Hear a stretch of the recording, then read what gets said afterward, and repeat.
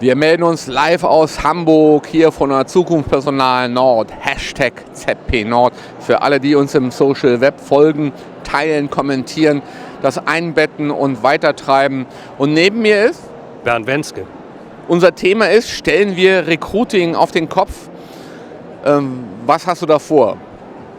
Ja, ich habe viel vor. Ich will mal erzählen, wir sind auf der ZP Nord. Ich bin gestern bei den Kollegen von Personio gewesen. Da gibt es eine schöne Postkarte. Persönlichkeiten, nicht Prinzipien, bringen die Zeit in Bewegung von Oscar Wilde. Den Spruch, den finde ich richtig gut, weil es geht darum, dass wir Persönlichkeiten sind, Persönlichkeiten bleiben und unsere Persönlichkeit einfach entsprechend werten. Das heißt also, wir sind nicht Rädchen im Getriebe, sondern wir sind Menschen und wir sollten auf eine menschliche Art und Weise agieren, was wir ein bisschen verloren haben im Wege der modernen Personalbeschaffung. Was ist, sag mal, die Ursache dafür? Sind das die Management-Theorien? Sind das bestimmte Traditionen, die aus den USA rüberschwappen mit Kennziffer gesteuerten Geschichten oder Shareholder-Value-Prinzipien oder was auch immer? Da sind wir ja dann wieder bei den Prinzipien, ja. Ich glaube, es gibt viele Gründe und Arbeiten bedeutet ja, möglichst Unternehmen haben die Mitarbeiter, die sich bei ihnen wohlfühlen für eine langfristige, lukrative Beziehung auf beiden Seiten. Das heißt, wir schaffen ein stabiles Verhältnis untereinander. Ein stabiles Verhältnis schaffe ich auf eine menschliche Art und Weise, indem wir uns nämlich auf Augenhöhe begegnen.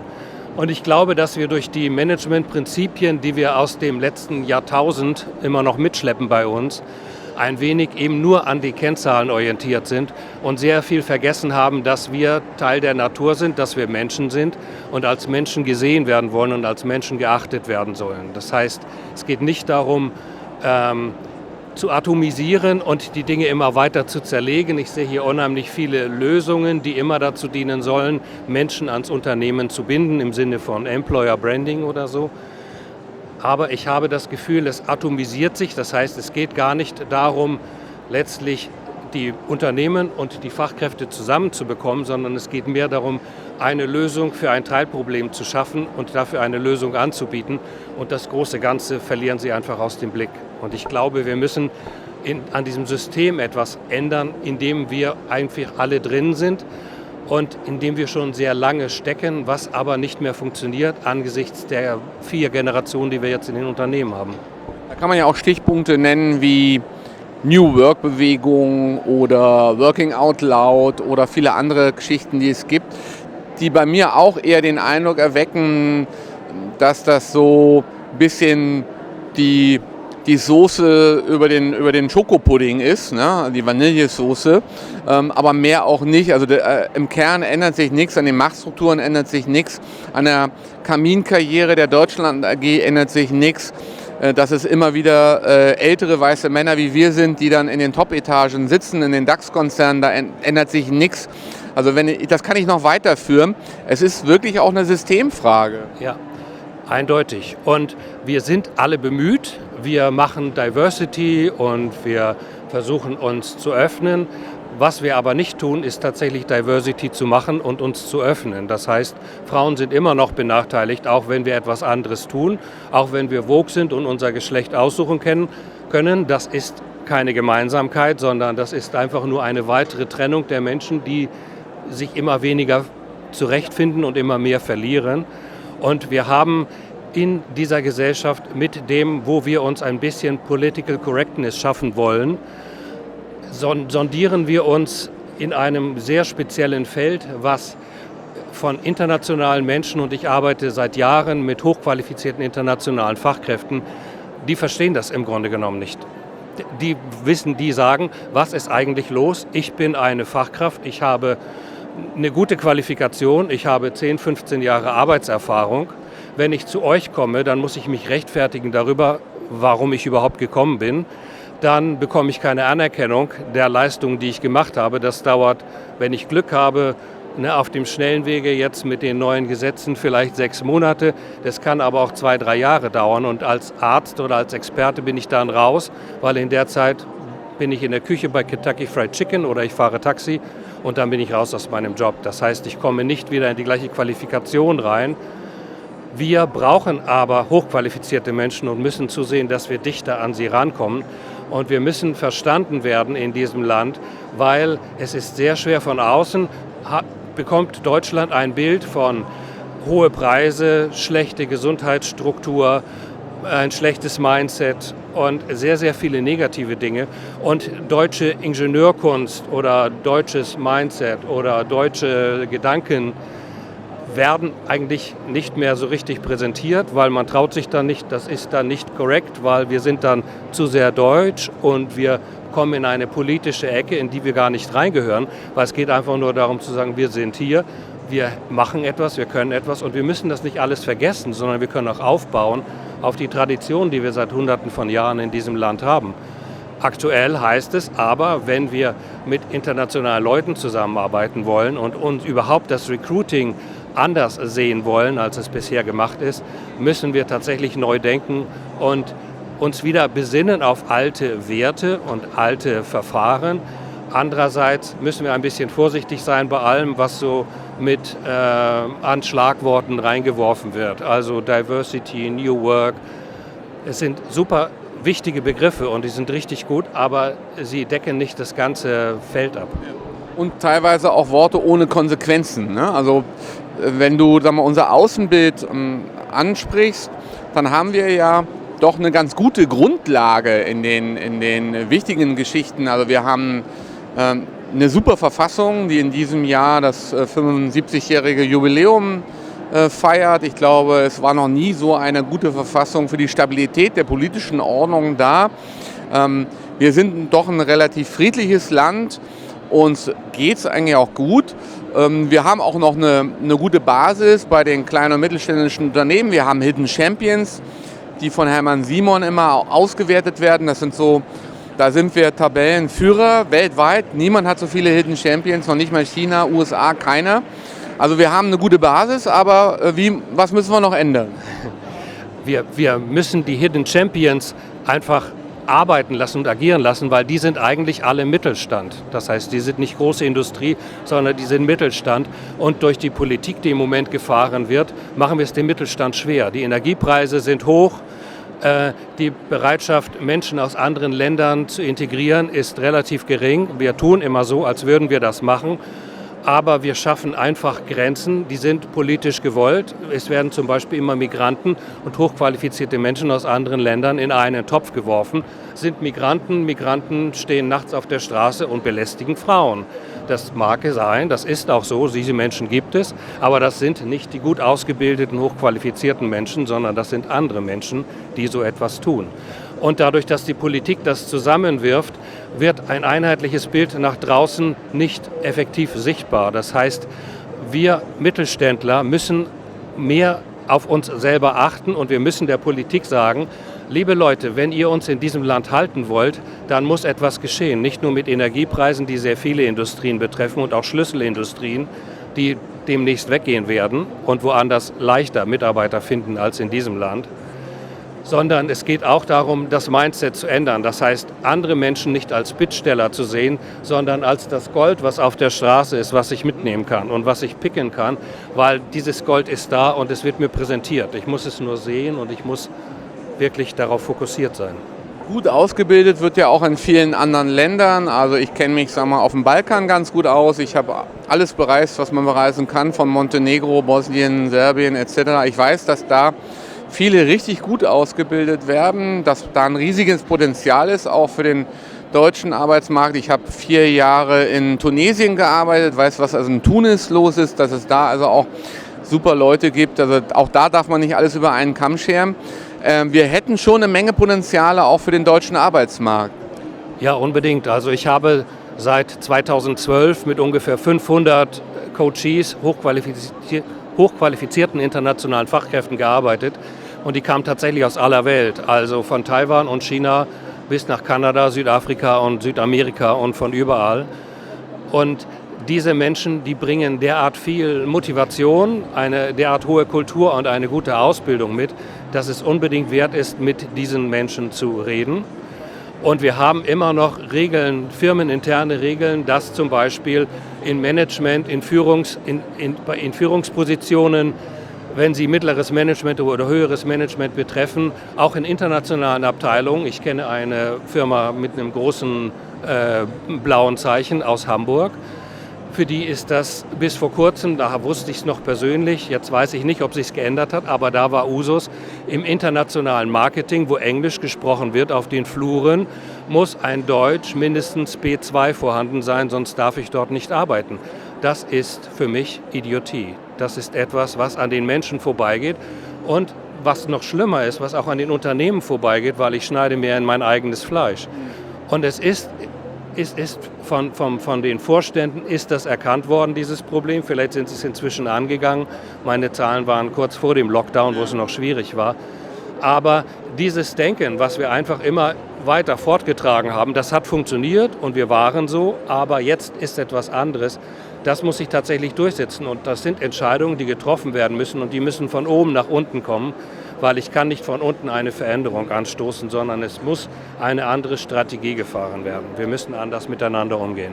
Es gibt ja eine Elitenforschung, wo sowohl in Deutschland als auch international das Verhalten der Elite in Politik und Wirtschaft mal untersucht wurde. Und da ist festgestellt worden, dass sie doch sehr provinziell ist teilweise, diese Elite. Ich sage das jetzt mal ein bisschen zugespitzt. Also, dass sie gar nicht so global und international und polyglott daherkommen, wie man immer vermutet. Also auch da haben wir, glaube ich, Nachhilfebedarf.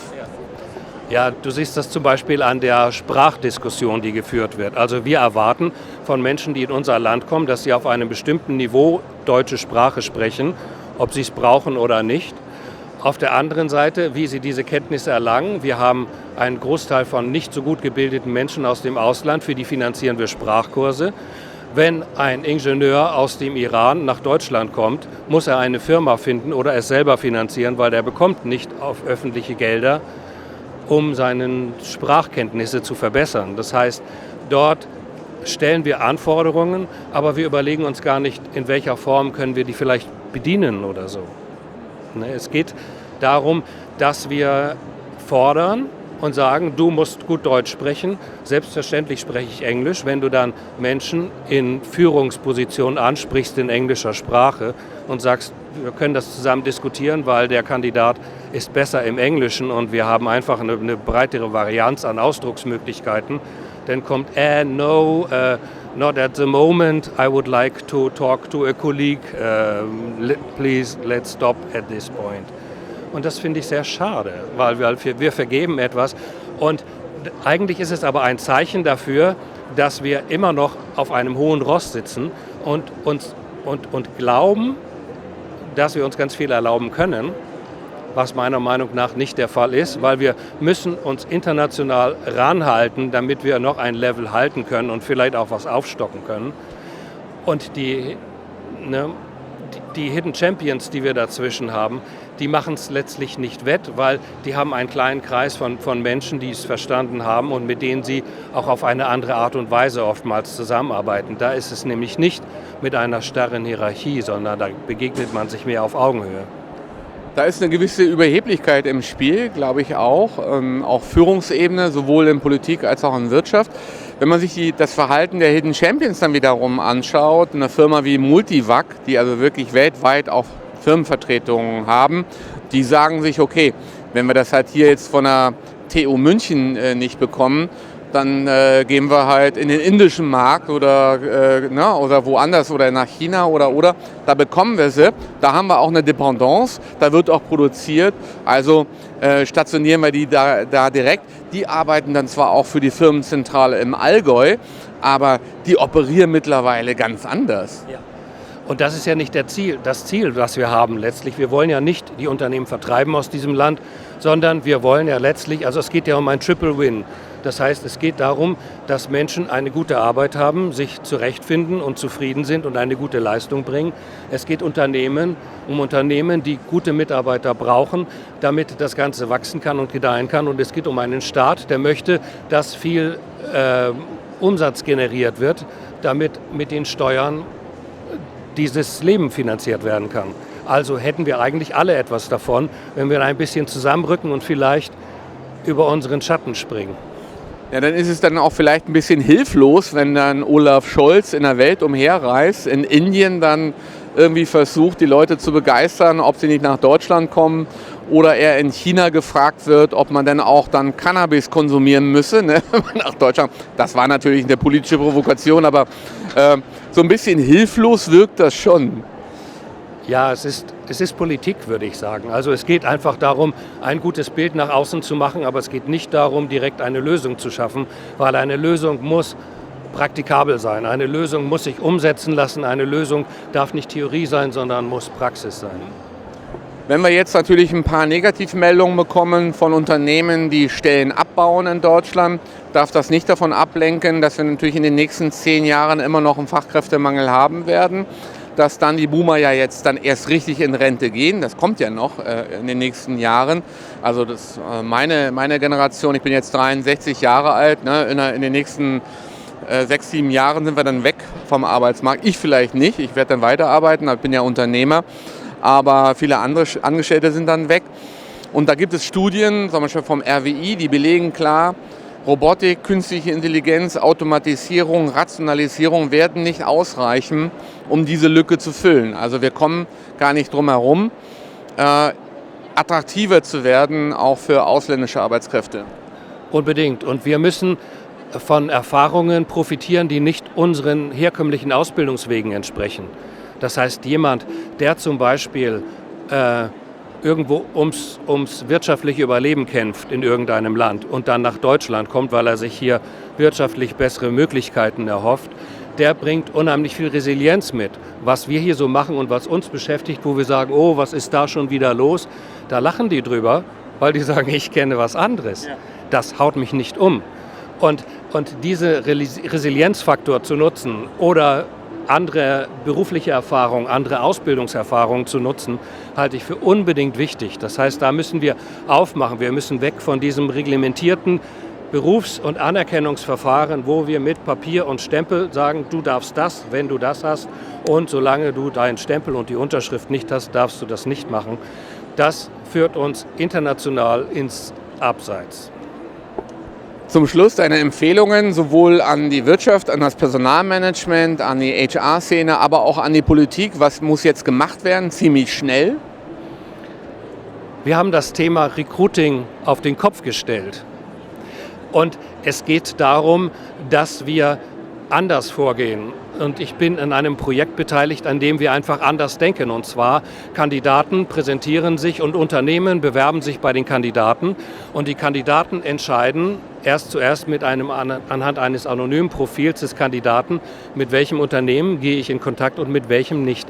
Das heißt, warum nicht die Denkarbeit auf die Unternehmen verlagern und sagen, das ist einfach ein neuer Angriff, ein neuer Zugriff auf große Potenziale, während wir sonst in der Vergangenheit erlebt haben mit Recruiting, Personalgewinnung, ich nenne das eher jetzt Talentakquise, weil ich das Wort für treffender halte.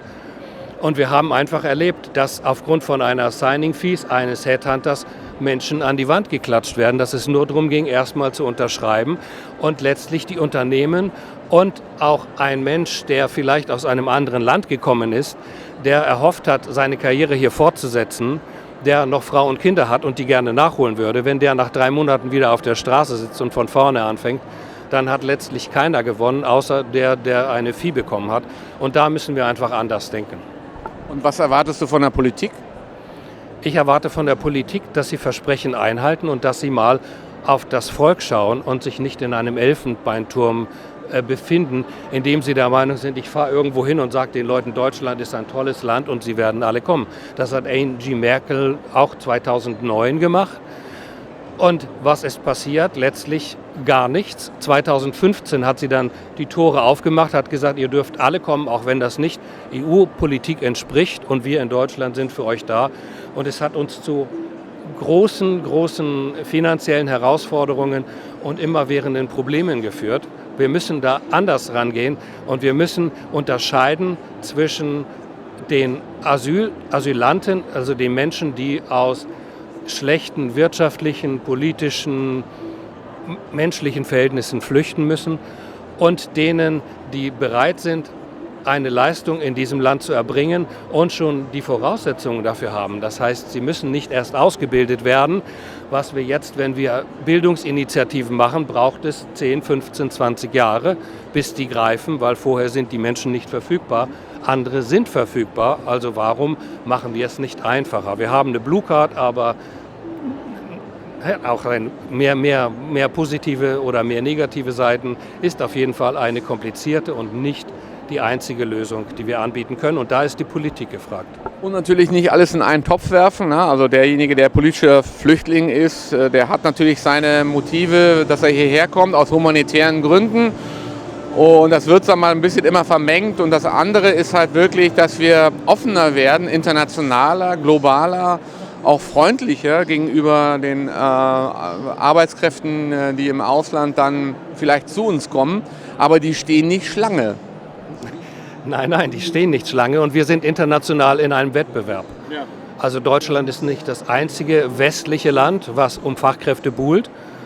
Und wir müssen uns schon ein bisschen ranhalten und ein bisschen selber auf die Füße treten. Und ich glaube, die beste Initiative ist, dass wir im Mittelstand anfangen, anders zu denken und nicht immer die Lösungen auf Politiker oder auf andere schieben, sondern indem wir bei uns selber anfangen, nämlich anders denken, uns auf Augenhöhe begegnen, menschlicher sind und den anderen als Menschen akzeptieren und sehen, da ist jemand, den ich nicht kenne, aber er scheint Potenzial zu haben. Was können wir tun, damit wir erstmal in Kontakt kommen? Ich bin immer dafür, Kommunikationsinseln zu schaffen. Lasst uns treffen, lasst uns drüber reden, dann schauen wir, ob wir zusammenpassen. Das mache ich bei jedem Matching mit Menschen, mit denen ich gern zu tun habe. Man findet die Informationen im Netz wo? Es gibt berndwenske.com als Website. Dort sind eigentlich auch andere Projekte verlinkt und bei LinkedIn auf jeden Fall. Deinen Namen eingeben und dann findet man dich auf LinkedIn. Du gehst auf Anfragen auch immer ein, also man kann dich auch direkt kontaktieren. Klar, auf jeden Fall. Okay. Dann war das Gespräch und man hört, sieht und streamt sich dann wieder im Netz hier im Messe-TV-Studio. Ich musste der Regie einen kleinen Hinweis geben, dass ich jetzt abmoderiere und auf der Keynote-Stage geht es hier auch weiter. Kleines Resümee zur ZP, ist ja eine Menge los. Hier ist eine Menge los. Ich war gestern schon hier, heute ist deutlich weniger. Also man kann heute ein bisschen Luft bekommen, aber ich hatte gute Gespräche gestern, also für mich ein positives Fazit dieser Messe. Super, und die Stages sind alle voll, insofern geht es hier weiter und man hört, sieht und streamt sich dann hier wieder. Vielen Dank fürs Gespräch. Danke.